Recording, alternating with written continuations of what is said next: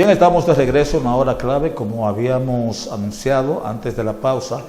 Tenemos con nosotros nueva vez al ingeniero Gregorio Magno de los Santos, es director de la Regional Sur de Agricultura y alto dirigente provincial del Partido Revolucionario Moderno. Con él vamos a hablar un poquito acerca de su gestión, cómo él la califica, pero antes, para no desviarnos del tema, a la vez de darle la bienvenida y las buenas noches a Magno de los Santos, que él nos puede ser como a modo de entrada también la visión que él tiene en el asunto, el conflicto bélico que se está viviendo en estos momentos en Medio Oriente. Israel, Irán, Estados Unidos, Emiratos Árabes, todos los países que de una manera u otra están siendo afectados por esa guerra. Así que buenas noches, Magno, bienvenido a la hora clave. Bueno, bienvenido y buenas noches, mi hermano Joaquín Mato, comunicador respetado de aquí, y el conductor de este programa, Juan Martínez Papaín, paradigma de la comunicación en la provincia, en la región y en el país. Él se autodomina el padre de la televisión local. Bueno, yo me atrevo yo lo creo también. Y a los amigos televidentes, un saludo de manera especial también. Estamos aquí para cualquier cuestionamiento, analizar la situación por la que atravesamos. Magno, quiero que nos hable, como dijimos, un poquito de tu visión acerca del tema bélico que se desarrolla en Medio Oriente. Bueno, mi hermano Joaquín, aunque uno no es un experto en esa materia, pero venimos dando seguimiento a los acontecimientos, y esas regiones a través de la historia han vivido de conflictos y enfrentamientos por la fuerte incidencia de la religión, del fanatismo que se dan en esos pueblos por ahí. Pero también después que se descubrió que en los subsuelos de esos pueblos habría una gran riqueza, el petróleo. Eso movió el interés en el mundo, y generalmente eso es lo que se está dando por ahí. Si bien es cierto que existen esas luchas religiosas, no menos cierto es que el interés fundamental, además de las manifestaciones que hace el gobierno de Estados Unidos, una parte fundamental es el control de los recursos naturales que ahí existen, el petróleo y otros recursos más. Entonces, de ahí es que yo veo que ese conflicto se está reflejando y se va a seguir reflejando en nuestro país y en el mundo. ¿Por qué? Porque se están bombardeando pozos petroleros, buques donde se transporta el petróleo. Entonces eso, aún terminándose la guerra hoy, esos daños no se van a resolver de la noche a la mañana, eso va a llevar un tiempo. Entonces de ahí es que eso ya no está afectando, aunque el gobierno dominicano ha tomado algunas medidas para no afectar como lo demanda el momento tan duro, la economía de los pobres, de los sectores más vulnerables, pero ya la gasolina se incrementó. Y entonces eso incrementa los precios del transporte, los precios de la agropecuaria, los productos de primera necesidad. Entonces, si eso no se detiene rápido, las consecuencias podrían ser muy lamentables. Bueno, efectivamente, como Magno acaba de decir, el impacto que tiene eso en la economía mundial, y un conflicto de siglos que siempre fue o comenzó como un tema religioso, el Islam y esas cosas, porque el mismo Islam está dividido en dos facciones irreconciliables una que otra dentro del mismo Islam.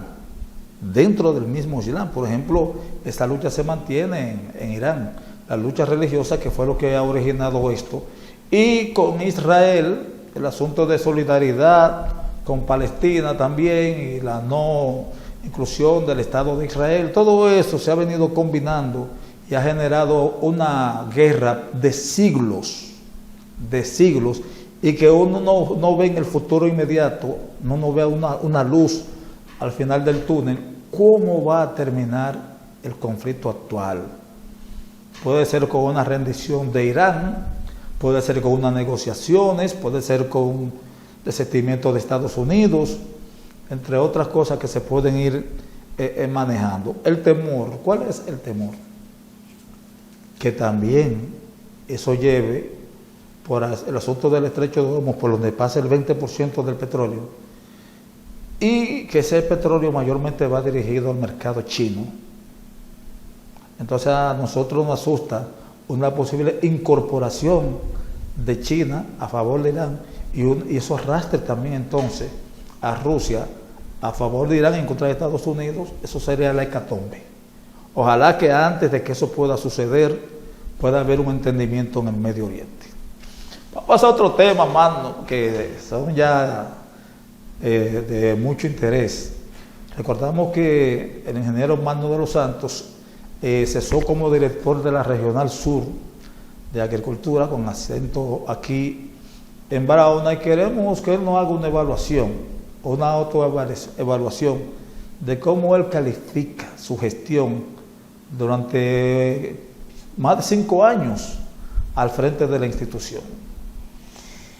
Bueno, sí, como usted acaba de decir, nosotros cesamos ya hace más de 20 días de la posición que teníamos como director regional de Agricultura y, por supuesto, como presidente del Consejo Agropecuario en la región. Quizás yo no sería la persona más indicada para decir lo que hicimos en la región, porque deberían ser otros que analizar la situación, pero perdonando la inmodestia, podríamos decir que nosotros ¿cómo lo encontró? Enfrentamos varias situaciones, fenómenos naturales en lo que tuvimos ahí 5 años y medio, que si no fue un récord, debe ser un buen averaje, durar tanto tiempo en esa posición. Y en lo que tuvimos ahí, nosotros mantuvimos la producción, la siembra, el apoyo a la reconstrucción y construcción de caminos vecinales en pie, al extremo que usted puede caminar por donde quiera y usted ve la cantidad de productos que tenemos en la región. Nosotros que en varias ocasiones, como te dije, los fenómenos naturales diezmaron, destruyeron prácticamente la producción de musácea y otros cultivos de interés importante de esta región. Dejamos la producción, la siembra, en alrededor de unas 400,000 tareas de musácea. Musácea son los cultivos de plátano, guineo, rulo y eso, que generalmente andaban alrededor de los 200,000 tareas. Nosotros lo dejamos cuando salimos en unas 400,000. Cuando entramos nosotros, el café tenía en la región una siembra, una plantación sembrada de alrededor de 50,000 tareas. A nuestra salida la dejamos en unas 400,000 tareas sembradas de café, pero incrementamos la siembra de coco en miles de tareas, la siembra de cacao, que ya en esa zona de Paraíso, Polo, Reguillo, esa zona por ahí, nosotros tenemos ya alrededor de 40,000 tareas sembradas de cacao, que eso antes lo que había eran pequeñas plantaciones, productores que tenían. Pero se está produciendo cacao ahora a gran escala. Por lo menos lo sembramos, ya se está produciendo y se espera que sea en gran escala. Tú sabes que esos cultivos llevan un tiempo para entrar la cosecha en fuerte, sus 3 o 4 años, y estamos esperando esa explosión. Pero ya en Paraíso sí es una secadora de cacao Moderna y en Villanizado, y se está comercializando. Ya el cacao usted no lo ve en la carretera secando, tenían los glases, sino una secadora moderna que mejora la calidad, los precios y todos esos asuntos. Y precisamente el precio, mano, del cacao, eso es una producción rentable para los productores. En estos momentos ha disminuido un poco, creo que está la tonelada alrededor de los $3,000 la tonelada, pero llegó hasta casi a 7,000, y sí es rentable. Yo he hablado con los productores por ahí, ellos dicen que hasta estando a 2,000 pesos la tonelada es rentable. Además de un producto que quizás por las mismas dificultades que vive el mundo están variando mucho los precios, pero que la tendencia es que se restablezcan y a que se incrementen. Es igual que el café, que tú ves que viene subiendo, y el oro, eso con el tiempo se mantiene y son rentables. A mí me gustaría que la producción aquí de cacao aumente, recordando que hay poblaciones del Cibao, del norte del país, que la producción agropecuaria reside básicamente en el cacao, zonas de San Francisco de Macorís y de otras regiones del norte de la República, que prácticamente su industria agropecuaria reside ahí, en el cacao.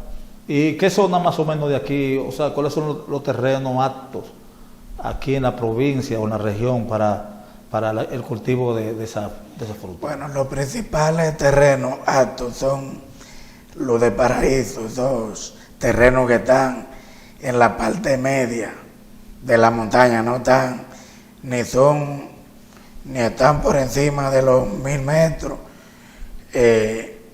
pero ni por debajo de los 200. Esos terrenos que se encuentran ahí está Paraíso, Enriquillo, Polo, Santa Elena, parte de Pedernales y otra parte de las regiones también, de Neiva y Maní. Tienen muchos lugares en los que puede sembrar cacao. Incluso se está explorando lugares en la zona baja, porque hay una parte por ahí, por la Quimelle, que sembraron un cacao y se dio de manera brillante la producción. O sea que es posible que el cacao pueda en algunas variedades prosperar también a nivel del mar, lo próximo, que eso será de gran beneficio también para nuestra región. Pero una parte que a mí me ha preocupado siempre es la forma en que nosotros exportamos nuestra producción, que es la materia prima fundamentalmente que exportamos. Si nosotros logramos que en la zona franca y que aquí podamos elaborar productos a través de esa materia prima, hacer chocolate, hacer diferentes productos que se hacen del café también, elaborar como se está haciendo ya del plátano, que usted ve como una especie de frito que se hace del plátano, que son excelentes, sabrosas. Entonces nosotros vamos a agregarle valor y a tener mejores beneficios que lo que estamos sacando solamente con la exportación de la materia prima de la cosecha en bruto. ¿Por dónde se importa o se exporta la producción local, básicamente de plátano? Porque yo no veo un puerto aquí adecuado para tales fines. Si de aquí, de la región, se exporta, se lleva a Santo Domingo y de Santo Domingo se hace la exportación. Correcto. Que nosotros desde hace mucho tiempo planteamos eso. Nosotros exportamos café que hace mucho tiempo atrás se exportaba, se bajaban la producción de Santa Elena y esas partes por cable y se exportaban por los puertos de aquí de Barahona. Barahona tiene puertos, aeropuertos, donde fácilmente se podían exportar los productos mineros de zona franca y de producción agrícola. Sin embargo, hasta los de la zona franca, usted ve los camiones llevándolos a los puertos de Santo Domingo para exportarlo por allá, que eso incrementa el peligro en la carretera de esas y el costo también. Cuando nosotros con esas actividades podríamos crear cantidades de empleo en los puertos y aeropuertos que tenemos. De ahí es que yo espero que eso se pueda lograr de nuevo, para que la producción agrícola, minera industrial de esta región se puedan exportar por los puertos de Barahona. Pero el Ministerio de Turismo, lo que está aquí es una reparación para convertir nuestro muelle en un puerto turístico. Puerto turístico. Entonces, mano, ese puerto podría ser utilizado también o tendría que agregarse otra etapa. Y el aeropuerto ni hablar. Mano dice que tenemos un aeropuerto, yo creo que no tenemos ningún aeropuerto. Yo creo que no tenemos ninguno. Pero esa parte de los puertos, mano, ¿cómo tú crees que se podría mejorar para que la producción de zona franca, los productos agropecuarios se embarquen por aquí? Bueno, nosotros ¿O no contempla, el puerto turístico no contempla eso? Nosotros hemos estado esperando un anuncio que podría hacer el presidente en cualquier momento, que es ordenar la construcción de un puerto multimodal que se ha ido hablando en esa zona próximo a la boca del río Yaque del Sur, pero también se ha hablado en lo que es la zona de Puerto Alejandro, próximo al Curro, esos lugares por ahí.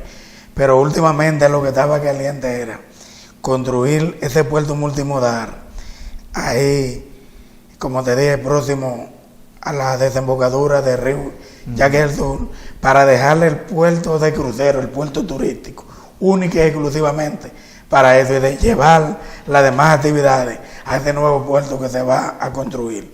Eso sería de gran utilidad. Y como usted dice, sí, nosotros tenemos puertos aquí, en un puerto con capacidad para recibir vuelos de aviones de alas anchas, y para el turismo y para toda esa parte, lo que no se ha utilizado nunca. La capacidad sí, mano, pero no tenemos no se ha utilizado nunca, porque no se le dio la importancia, la utilidad que llevaba y las obras complementarias que eso llevaba. Pero ahora se está hablando de eso para que toda la producción agrícola, lo que está haciendo la transformación de San Juan, que están diversificando su producción para que no sea solamente habichuelas y arroz, sino tabaco, uva de mesa y muchos cultivos más. Toda esa producción puede exportarse por este puerto de Barahona.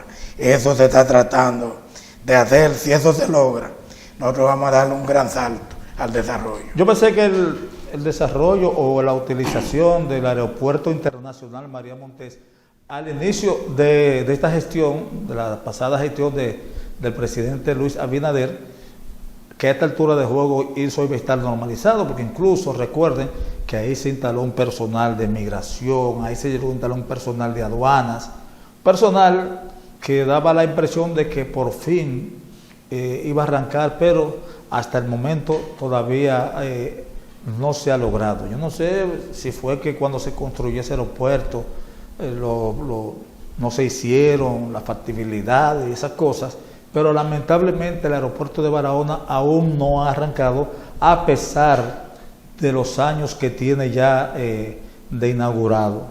Ojalá que se motiven las autoridades de aviación civil, el presidente del gobierno central, para que eso pueda arrancar. Nosotros vamos a hacer una pausa, mano. Cuando retornemos, entonces, vamos a conversar un poquito de la actividad política. Adelante. Bien, retornamos, estamos conversando con el ingeniero agrónomo, ingeniero Gregorio Mano de los Santos, también abogado de los tribunales de la República. Ingeniero, hay un tema, ya pasando a otros ámbitos, hay un tema que se está debatiendo en el Congreso de la República, inclusive ya el Senado lo ha aprobado en 2 lecturas, y es la no aprobación de una resolución o sentencia del Tribunal Constitucional con relación a las candidaturas independientes. Se está buscando una modificación aprobada en el Senado de la República, ahora pasó a la Cámara de Diputados, donde en contra de las candidaturas independientes. ¿Cuál es su parecer como político, que usted es de larga edad en ese sentido? Bueno, ciertamente eso se ha estado debatiendo en el Congreso y ya, como usted dice, se aprobó en 2 lecturas en la Cámara de en el Senado de la República. En el Senado de la República. Eso irá a la Cámara de Diputados. Bueno, eso tiene sus pros y sus contras. ¿Por qué? Porque la parte negativa podría ser que cierra de manera definitiva la participación de candidaturas de grandes figuras que no se interesan por los partidos políticos y que tienen condiciones para aspirar a las posiciones nacionales, a la presidencia de la República y a las demás candidaturas. Pero la desventaja que podría tener es que se pueda ir de la mano y que puedan surgir candidaturas independientes de manera tal que la Junta, que no tengan cupo en la boleta, que no se puedan controlar. Eso podría ser una parte negativa. Sin embargo, yo lo que creía era que a eso podía buscársele alguna solución para que puedan limitarse, pero no cerrar quizá de manera completa la posibilidad de que gente de mucha calidad que no están en los partidos en algún momento pudieran presentar su candidatura. Sin embargo, nosotros tenemos un sistema de partido político fuerte que creo que tiene hasta demasiados partidos. ¿Usted cree que eso violenta el principio constitucional de elegir y ser elegido, como establece la Constitución de la República? Correctamente, que te digo que esa es una limitación que tiene, que es la parte negativa que yo veo, que creo que debe tomarse en cuenta en la Cámara de Diputados, porque todo el mundo tiene derecho a elegir y ser elegido. Entonces, usted quizá no puede obligar lo que sea a través de un partido político. Entonces, por eso es que yo tengo mi reserva en ese sentido. Sin embargo, los partidos políticos, tanto el PRM, partido oficialista, como los demás partidos de oposición, entiéndase Fuerza del Pueblo y PLD, aprueban esa iniciativa de que se ha eliminado esa posibilidad de candidaturas independientes. No sé si ellos lo hacen porque se han unificado criterios en ese sentido. No sé si lo hacen para preservar el sistema de partido, para evitar que entre el narcotráfico con candidaturas independientes, pero todos los partidos más no tradicionales están de acuerdo en esa posición. Por eso, siendo una ley objetiva que debe ser aprobado con las 2/3 partes de la membresía, ha sido aprobado a unanimidad. Y se espera también que a unanimidad también sea aprobada en la Cámara de Diputados, porque escuchamos a Alfredo Pacheco pronunciarse a favor de esa iniciativa. Sí, es posible que la aprueben, pero tiene la desventaja que yo te estuve más o menos explicando. ¿Por qué? Porque el sistema de partido últimamente estaba sufriendo cierto desgaste. Usted lo sabe, que en las encuestas que se han venido haciendo se refleja un gran porcentaje que no le interesa en ninguno de los partidos. Entonces es lógico que los partidos tradicionales, los partidos mayoritarios, puedan ver como una amenaza esa situación y se pongan de acuerdo para frenar esas pretensiones y asuntos de interés. Y te decía que también era una parte negativa que podría tener esa parte, que en otros países se han tenido no buenas experiencias con relación a esa candidatura, que surgen esos candidatos sin tener partido, que después que llegan han desestabilizado el sistema político de esos países. Quizá eso es lo que ha generado la preocupación en los diferentes partidos, que prácticamente para eso se han puesto de acuerdo para aprobar esta ley. Mira, en América Latina, continente del que nosotros somos parte, se han dado varios fenómenos en ese sentido. Recordamos el caso de Fujimori, que salió así independiente y ganó en Perú, y otros candidatos que han surgido de manera independiente y han asumido la primera magistratura de la nación.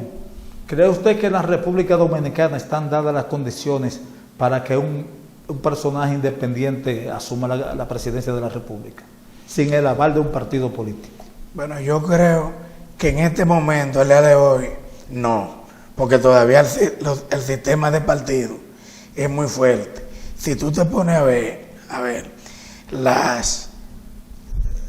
todo el que se ha tirado algunas aspiraciones locales y quizás hasta nacionales, por la vía que no son los partidos tradicionales, no ha tenido éxito. A veces casi ni para tocar un regidor. Incluso tú ves que hasta los sectores izquierda, que hay dirigentes con mucha moral, con muchas condiciones, con mucha tradición, tú ves que casi no han podido sacar un candidato ni siquiera regidor ni diputado, a menos que vayan aliados a uno de los partidos tradicionales. Por eso es que yo veo que todavía no existe esa amenaza. Ahora, en la manera en que van avanzando la cosa, y tú ves que siempre a veces lo que dicen ninguno es una proporción que a veces ronda hasta el 20% y hasta más.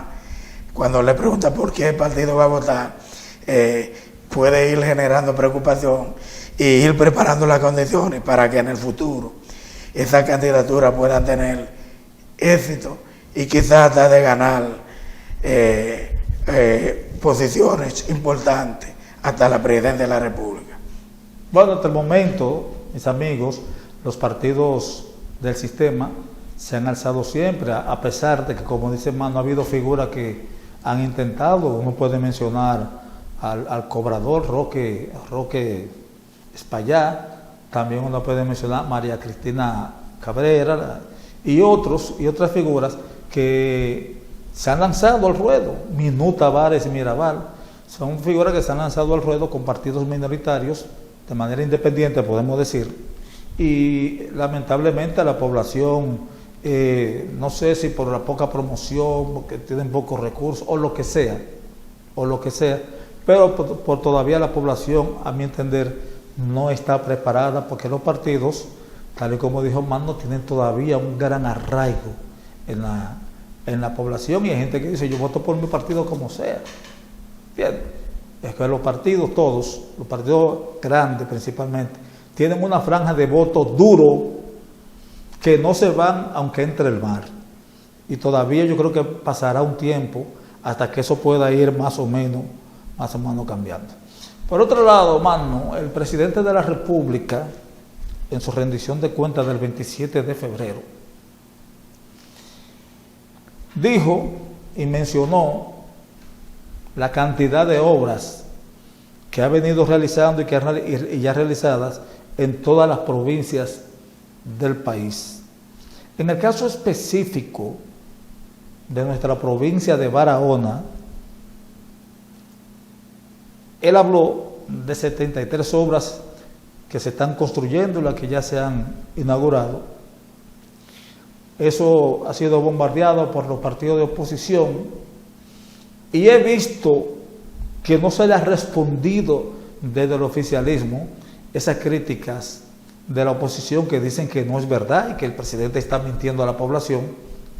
En el caso específico de las gobernaciones, en específico la gobernación de aquí, que no ha salido, Mano, a decir cuáles son las obras que tiene el gobierno aquí en la provincia, aunque no sean las 73, pero tienen que salir a defender al gobierno, porque dicho sea de paso, veo poca defensa del gobierno en alguna parte, y específicamente en la parte de la gobernación, que no ha salido a decir cuáles son las obras que tiene el presidente aquí en la provincia de Barahona. ¿Usted ve eso?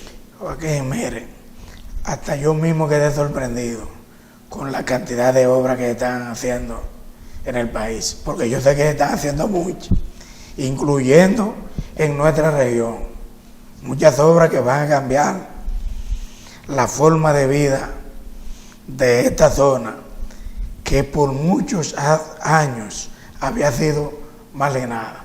Joaquín, nada más hay que comenzar desde la misma capital. Vete a Santo Domingo y ven desde Pintura, y ya tú ves el paso a desnivel que se construyó ahí, que uno no quería entrar a la capital. Ahora es un lujo, uno quiere pasar por esa parte de Pintura, lo bien, la obra que se construyó ahí. El kilómetro 9 en Santo Domingo. Y se está terminando el paso a desnivel en la Luperón. Se está terminando de avanzado ahí en el kilómetro 9 que tú dices. Eso está muy modernizado. Que tú dices, pero también tuviste el tren de los Algarrizos, el metro de los Algarrizos, que se estaba satanizado. Y la alegría que ha llevado eso a esa zona. La gente economizando de dinero. Ahí hay un teleférico también en los Alcarrizos, ahí hay... También un teleférico y esa zona. Sí. Pero eso también en Santiago. Teleférico y trenes que están haciendo. Entonces lo que ha hecho el presidente Luis Abinader es digno de reconocer. Y cuando se asiente de manera fría se valore eso, se va a la cuenta que ha sido un presidente, posiblemente el mejor presidente que haya tenido la República Dominicana, o uno de los mejores, porque hay que reconocer buenas gestiones presidentes, como el caso de don Antonio Guzmán, el propio Hipólito Mejía, pero lo que está haciendo Luis es increíble. En el sur, Joaquín, tú tienes que ver el dolor de cabeza que era pasar por Baní y Aza. Cruza, a veces uno pasa por ahí y ni cuenta se da que cruzó esos pueblos. Pero también, Joaquín, la carretera Barahona, Enriquillo, Enriquillo Pedernales, pero el puerto de crucero de Pedernales, el aeropuerto de Oviedo, las obras de agua, 2 acueductos en Pedernales, uno para los hoteles y otro para la población, el aeropuerto de Oviedo, que va a conectar esta zona con el mundo y puede ayudar también a dinamizar el mismo aeropuerto de Barahona. ¿Pero usted cree que el presidente ha hecho 73 obras en la provincia? Cuidado sin más, Joaquín, porque es que hay cantidad de obras que no se han destacado, como tú dices, en caminos vecinales. Aquí se han hecho más de 1000 kilómetros de caminos vecinales, escuelas, hospitales. Mira, ahora mismo nosotros estamos a espera del hospital materno infantil, que ya nada más está esperando que el presidente llegue. El hospital oncológico que está más allá del cruce de Cabral, la escuela de turismo de aquí de Barahona, el mismo puerto, que creo que este mismo año el puerto de cruceros de Barahona, Joaquín, se está construyendo el mercado, que ahí sí yo admito que debió ya haberse terminado, tiene un tiempo. El mismo parque infantil que se trabajó ahí, debió haberse terminado algunas cosas, pero la obra de Luis Abinader se va a ver en la carretera. Lo que pasa es que la gente, después que la obra se hace, no la han difundido bien, como usted explicó. Pero acuérdate que para uno cruzar de Cabral a Peñón, ese era un rompecabezas. Yo que vivía en el campo, con los fenómenos naturales ahí, ahora usted cruza por ahí con carreteras asfaltadas de Peñón a Cabral. Pero eso ocurrió en la mayoría de los pueblos, en todos los pueblos. Pero no se ha destacado. Por ejemplo, tenemos un complejo habitacional Don Bosco que fue entregado, tenemos también la construcción de destacamentos policiales, entre otras obras que ha estado trayendo el gobierno. Pero yo lo que digo es que las gobernaciones del país, que son que coordinan todas las obras del gobierno, ante esa crítica de la oposición, debieron salir al frente. Porque eso se puede quedar en la psiquis de la población, de que el presidente les mintió a la nación. Creo que en ese sentido no han actuado como se debe actuar. Vamos a hacer un chimando al plano local de la política, que está candente, pero antes vamos donde Juan Martínez. Bien, regresamos, seguimos conversando con el ingeniero Gregorio Magno de los Santos, y ahora vamos a tocar el tema de la política, pero a nivel local.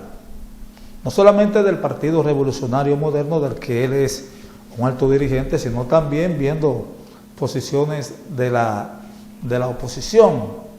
El Partido Revolucionario Dominicano está llevando a cabo un proceso de renovación de su cuadro directivo a todos los niveles, y queremos que iniciando Magno nos hable de ese proceso, la expectativa que hay en el partido. Bueno, sí, últimamente han surgido muchas aspiraciones en toda la provincia y han salido aspirantes de mucha envergadura. Como usted ha podido ver, primero se hablaba en la parte provincial, las aspiraciones a presidir el partido, especialmente la presidencia, la secretaría general y a esos niveles. Pero parece que esos niveles se han despejado, porque ya Moisés, y no sé si lo propio Arias Montero, porque a mi modo de ver la cosa, la candidatura de Edgar Félix Méndez como presidente del partido parece imbatible, o será imbatible. Creo que lo mejor es lo que se ha ido haciendo, que le dejen el espacio abierto para que él pueda asumir, aunque dedicándole un poco más de tiempo a la provincia, seguir conduciendo el partido en esta demarcación. ¿Por qué yo te digo eso? Porque he conocido por todo la gran labor que Edgar ha hecho en los comedores económicos y que parece que lo va a hacer también en la nueva dirección de alimentación, de dirección comunitaria, el DASA. Del DASA, sí, para resumirla.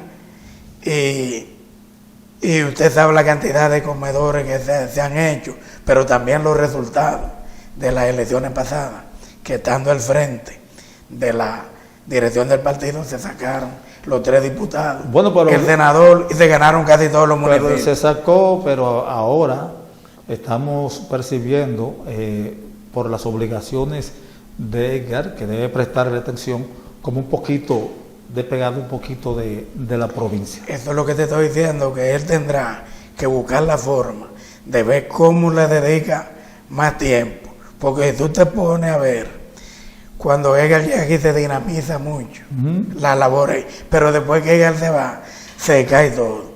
Entonces, fue por la importancia que ellos asumieron en el partido en la provincia, porque el partido en la provincia y las direcciones provinciales existían, pero cuando el partido a nivel municipal, zonal, hacía sus labores, no se notaba la ausencia casi de la coordinación provincial. Pero ahora prácticamente el partido en los municipios, la zona y los distritos, tú la ves apagada, que nada más se ve el dinamismo cuando Edgar Félix Méndez visita la provincia. Entonces por eso yo espero que la nueva renovación partidaria tome muy en cuenta al Comité Municipal de Barahona, los comités municipales, los distritos y las zonas, que aunque la provincia tenga una especie de coordinación y de apoyo y cosas, pero cuando se va al principal dirigente del partido fuera, que de hecho ha tenido mucha ausencia por la participación, que el partido se mantenga fuerte. Entonces, ahora al municipio, esa lucha que ve la provincia se ha trasladado al municipio, y ahora está Moisés allá aspirando a la presidencia, y está Víctor Suberví también a la presidencia municipal. Yo entiendo que esos 2 cuartos bates, 2 dirigentes con muchas condiciones, ambos, lo que deberían es buscar algún acuerdo para que uno pueda ir a la Secretaría General y otro a la presidencia cualquiera del partido, no importa, porque ambos tienen condiciones. Y después, los demás puestos, yo mismo soy un aspirante a la Secretaría General del partido en la provincia, pero si hay un consenso para que el partido se mantenga unificado, yo estoy dispuesto a la decisión que tome el partido en ese sentido, y no me va a molestar ir a cualquier posición que el partido entienda. Por eso que yo creo que esos 2 dirigentes, ambos con experiencia, como tiene David Suberví, y capacidad, y también como Moisés Ayala, que ya ha adquirido una gran experiencia y un gran carisma también, deben evaluar la situación para no exponer a los compañeros a una lucha que uno no sabe si podría degenerar en disgusto y en dificultad. Mira, son 2 dirigentes de alto nivel en el partido y se aspiran a la misma posición, como yo le decía a Mano fuera de cámara. Uno de los 2 va a ganar y uno de los 2 va a perder. Entonces yo creo que ni a Tabito Suberví ni al senador Moisés Ayala le conviene una derrota política a lo interno del partido. no le conviene, y lamentablemente si no desisten de sus aspiraciones o se ponen de acuerdo, uno de los dos va a perder. ¿Quién? No sé, pero uno de los dos va a perder porque no van a ganar los dos. Entonces una situación que pondría, creo, un poquito de dificultad al que pierda, a menos que sepa enfrentar la situación.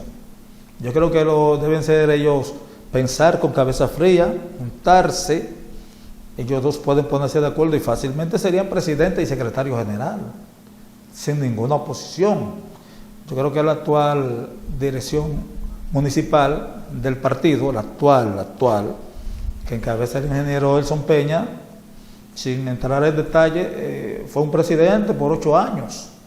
Y digo fue un presidente por 8 años porque, como pinta la situación, todo parece que habrá una renovación en la cabeza del Comité Municipal de Barahona. Pero mando las demás posiciones, ¿usted cree que el PRM debe volver en esa parte a los orígenes del PRD, que recordamos que las zonas eran muy preponderantes en el Partido Revolucionario Dominicano, y ahora en esta versión del PRM como que la cosa ha sido totalmente diferente? ¿Cómo usted lo ve? Eso era lo que te decía, que había una parálisis total del partido y que las zonas disminuyeron su capacidad de trabajar. Era que se batía, que se pelaba el plátano en las zonas. El comité municipal se dedicaba a supervisar, a coordinar, a trazar la pauta, pero el trabajo de verdad de hacer la zona, por eso está prácticamente anulado, no se siente, y creo que eso debe resolverse. Pero tú decías ahorita, fuera de cámara, que si pierde uno de los que aspiran a presidir el comité municipal, afectaría a ese que perdió. Yo te diría, Joaquín, que eso va a afectar a los dos hasta que gane, porque si se radicalizan las luchas, ellos también aspiran a posiciones congresuales, algunos municipales.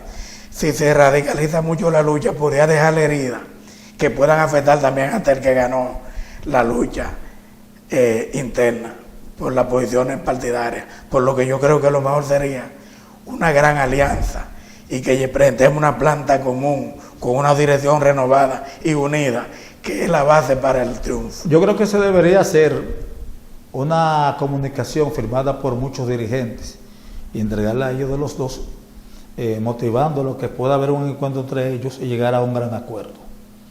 Claro, porque no solamente está la presidencia municipal y la Secretaría General, hay otras posiciones que también se pueden entrar dentro del consenso, tanto del grupo de Moisés como del grupo de Tabito Suberví, ingresarlo en el comité municipal, parte de su gente de confianza de ellos, y el resto la decide el partido.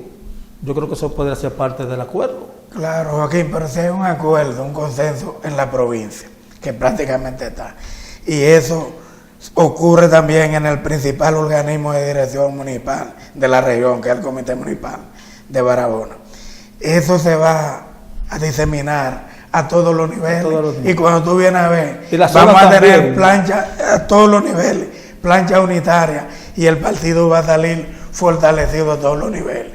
Ojalá que esos dirigentes puedan, la madurez que tienen, que dejen un poquito a un lado quizás del ego momentáneo, esa cosa, y que se puedan sentar y buscar la solución.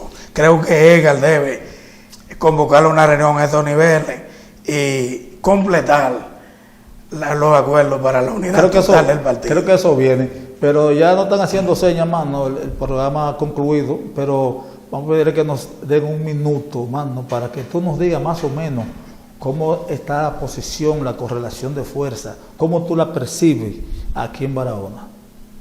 O sea, externa, o sea, por partido. Yo creo que el Partido Revolucionario Moderno mantiene la supremacía.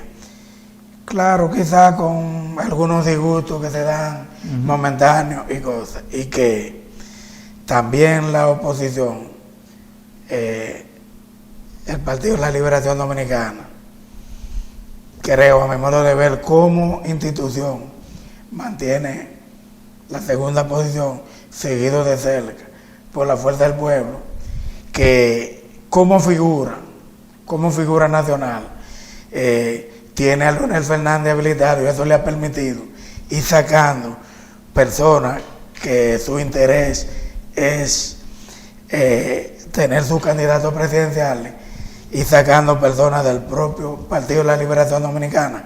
Pero todavía yo creo que como partido, el Partido de la Liberación es uno de los partidos mayoritarios de la oposición, pero que ha venido ocurriendo algo, aunque más el paso, como ocurrió con el PRM y el PRD, que el grueso de la militancia fue poco a poco, trabasándose, pasando al PRM, y creo que eso ha ido ocurriendo con el PLD, pero más lento.